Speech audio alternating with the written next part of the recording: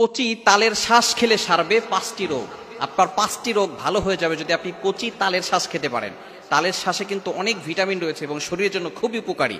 আমরা মৌসুমী ফলগুলো অনেকেই খাই না। আমরা শুধু আম খেতে অনেকে পছন্দ করে, কিন্তু কাঁঠাল খেতে পছন্দ করে না। অনেকে আবার তরমুজ খায় না, অনেকে তালের শ্বাস এগুলো খেতে পছন্দ করে না।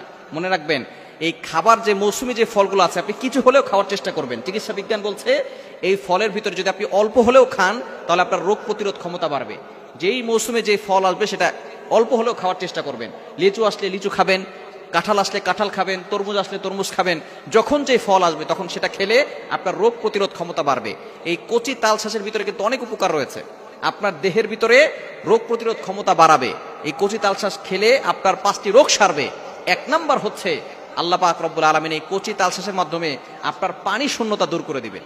এই তাল শ্বাসের ভিতরে কচি তাল শ্বাস খেলে দেখবেন সেটার ভিতরে কিছু পানি আছে এবং আপনার ভিতরে যে পানি শূন্যতা আছে এটা দূর হয়ে যাবে। আল্লাহ পাক রব্বুল আলামিন আমাদের জন্য কত সুন্দর সুন্দর সৃষ্টি আল্লাহ তাআলা দুনিয়াতে দিয়েছেন। এই সব কিছু কিন্তু আল্লাহ তাআলা মানব জাতির সেবার জন্য পাঠিয়েছেন। আল্লাহ পাক রব্বুল আলামিন নিজেই বলে দিয়েছেন, কোরআন খুলেন, আল্লাহ পাক রব্বুল আলামিন বলছেন 4 নম্বর পারা 14 নম্বর পৃষ্ঠার 11 নম্বর লাইন, সূরা আলে ইমরানের 191 নম্বর আয়াতে আল্লাহ বলছেন, রব্বানা মা খালাকতা হাযা বাতিলা সুবহানাকা ফাকিনা আযাবান নার। আল্লাহ তাআলা দুনিয়াতে অনর্থক কোনো কিছু সৃষ্টি করেন নাই, সবকিছু মানব জাতির সেবার জন্য সৃষ্টি করেছেন। এই সব কিছু আল্লাহ তাআলা মানব জাতির সেবার জন্য সৃষ্টি করেছেন। সুতরাং আল্লাহর ইবাদত করেন, আল্লাহ পাক রব্বুল আলামিনের দুনিয়ার সবকিছু আপনার জন্য হয়ে যাবে। আপনি আল্লাহর হয়ে যান, দুনিয়ার সবকিছু আপনার হয়ে যাবে। তাহলে শ্বাসের ভিতরে 1 নাম্বার যেটা, সেটা হচ্ছে আপনার ভিতরের পানি শূন্যতা দূর করবে। 2 নাম্বার আপনার লিভারকে ভালো রাখবে। লিভার কিন্তু খুবই দামি জিনিস। আপনার শরীরের ভিতরে যে অঙ্গগুলো আছে তার ভিতরে অন্যতম একটা অঙ্গ হচ্ছে লিভার। লিভার নষ্ট হয়ে গেলে আস্তে আস্তে কিন্তু মানুষ মৃত্যুর দ্বার প্রান্তে চলে যায়।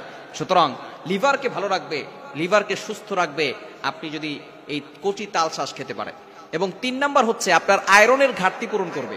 আয়রন কিন্তু আমাদের শরীরের জন্য খুবই উপকারী।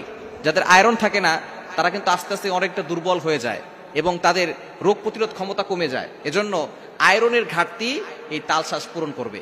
এবং 4 নাম্বার হচ্ছে আপনার পেটের সমস্যা দূর করবে। পেটে যে সমস্যাগুলো আছে এগুলো দূর করবে। এবং 5 নাম্বার আপনার শরীরের শক্তি বৃদ্ধি করবে। আল্লাহ পাক রব্বুল আলামিন এই তাল শ্বাসের ভিতরে কতটা উপকার দিয়েছেন। এজন্য মৌসুমী যে ফলগুলো আছে এগুলো খাওয়ার চেষ্টা করবেন। আমরা ইবাদত করার সময় মৌসুমে দেখবেন কিছু কিছু ইবাদতের সময় আসে, যেমন শবে বরাতের রাত, লাইলাতুল কদর, এরপরে আল্লাহ পাক রব্বুল আলামিন কিছু ইবাদতের সময় দিয়েছেন। আমরা প্রতিদিন তো অন্তরের যে খোরাক আছে নামাজ পড়ি, আমরা যে গুনাহের কাজ করি নামাজ পড়ার কারণে প্রতিদিন আমরা অন্তরের খোরাকি দেই। আমরা নামাজ পড়ি, নামাজ পড়ার কারণে আমাদের গুনাহগুলো মাফ হয়ে যায়। কিন্তু শয়তান আমাদেরকে বড় ধরনের ধোঁকা দেয়। এজন্য আল্লাহ পাক রব্বুল আলামিন মাঝে মধ্যে আমাদেরকে সুযোগ করে দেন। 1 রাত ইবাদত করলে 1000 মাসের চাইতে উত্তম লাইলাতুল কদর। এরপরে শবে বরাতের রাত দোয়া করলে আল্লাহ পাক রব্বুল আলামিন দোয়া কবুল করেন।